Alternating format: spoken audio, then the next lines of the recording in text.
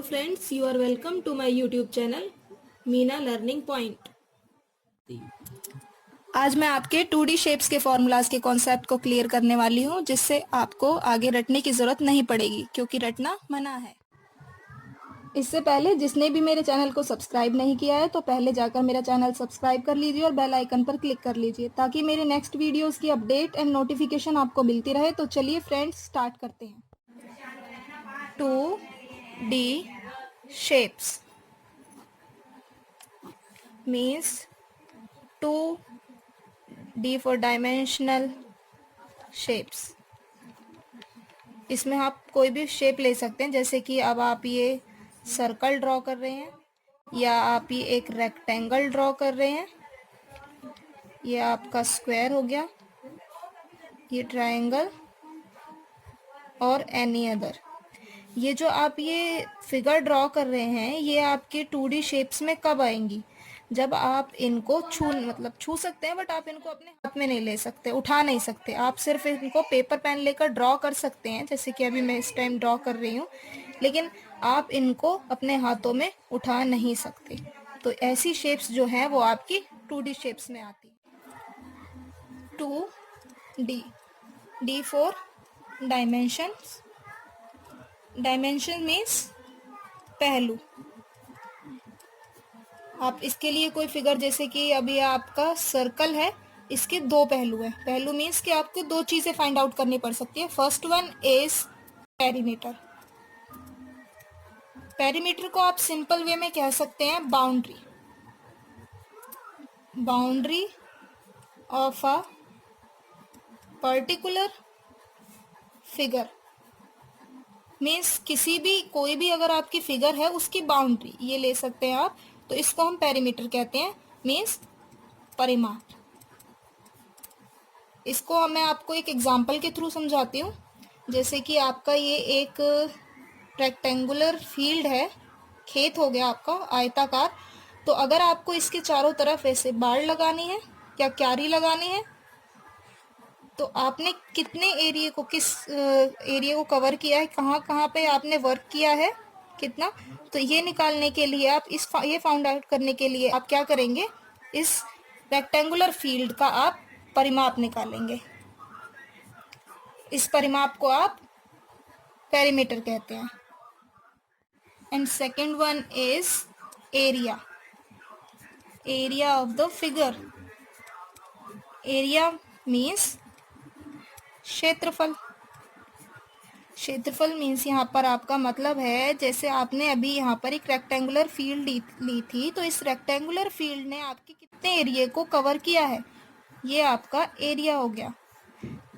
इसने आपके कितने एरिया को कवर किया हुआ है, घेरा हुआ है इस शेप ने, तो ये आपका एरिया हो गया, जिसको आप हिंदी में कह सकते हैं क्षेत्रफल।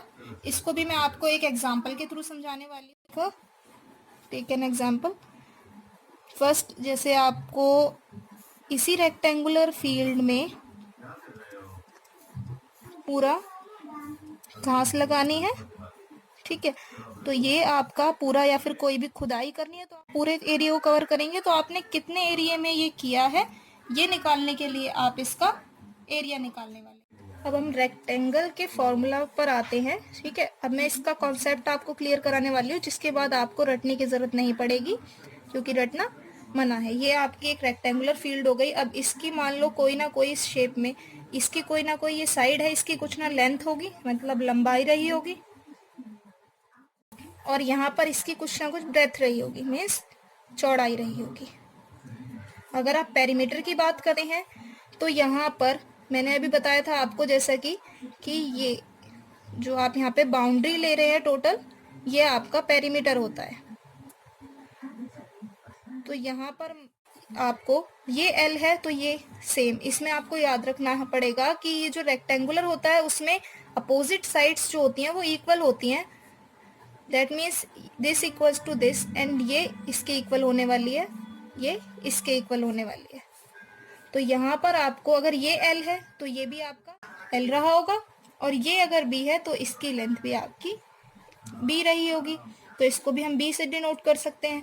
और यहाँ पर अगर आपको इसका पेरीमीटर फाइंड आउट करना है तो आप कैसे लेंगे, L plus B plus L plus B, L plus B plus L plus B, that means 2L, L प्लस L 1 2, तो ये आपके हो गए 2L और प्लस 2B।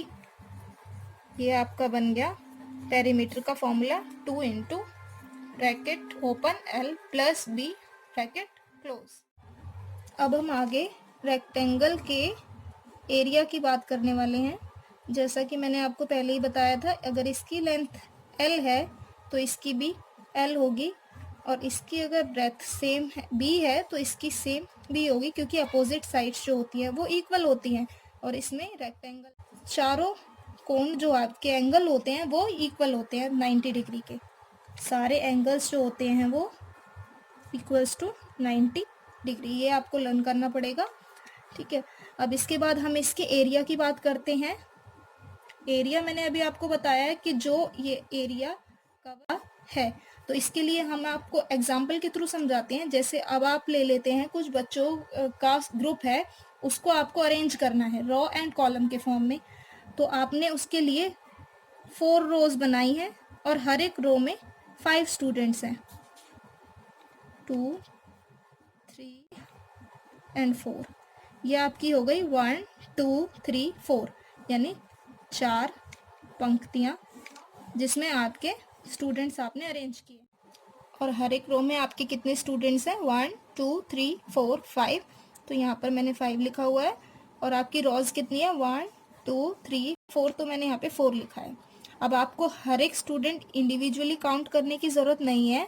आप यहाँ पर टोटल स्टूडेंट्स पता करने के लिए नंबर ऑफ रोज 1 2 3 4 इंटू हर एक रो में कितने स्टूडेंट्स हैं 5 इक्वल्स टू 20 कर सकते हैं, ठीक है। जैसे यहाँ पे आप लिख सकते हैं 5 5 प्लस 5 10 प्लस 5 15 प्लस 5 20, तो यहाँ पे 5 इंटू 4 करके डायरेक्ट 20 कर सकते हैं।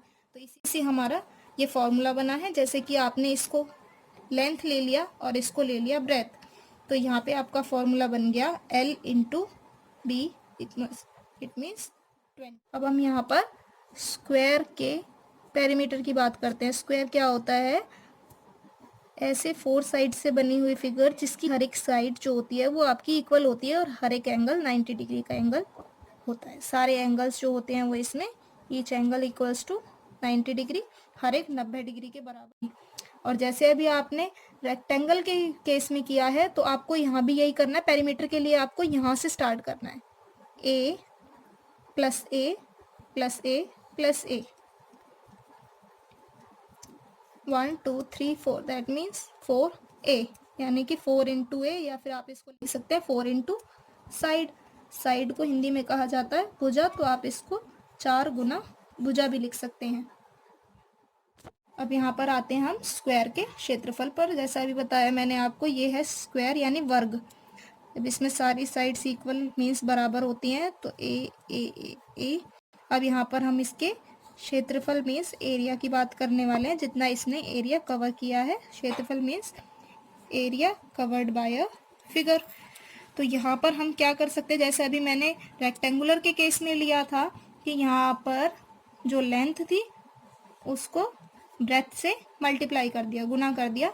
तो यहाँ पर तो हमारी लेंथ भी A है और यहाँ पर हमारी ब्रेथ भी A है, तो A into A means A का स्क्वायर, यानी कि स्क्वायर ऑफ द साइड।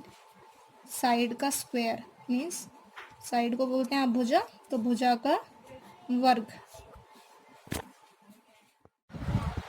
तो आज की मैंने अपनी वीडियो में 2D शेप्स के 2 फिगर, रेक्टेंगल मीन्स आयत और स्क्वायर मीन्स वर्ग के बारे में आपसे डिस्कस किया है। अपनी नेक्स्ट वीडियो में बाकी शेप्स के भी बारे में आपसे डिस्कशन करूंगी। नेक्स्ट वीडियो को देखने के लिए प्लीज़ मेरे चैनल को ज़रूर सब्सक्राइब कीजिएगा। Thanks for watching.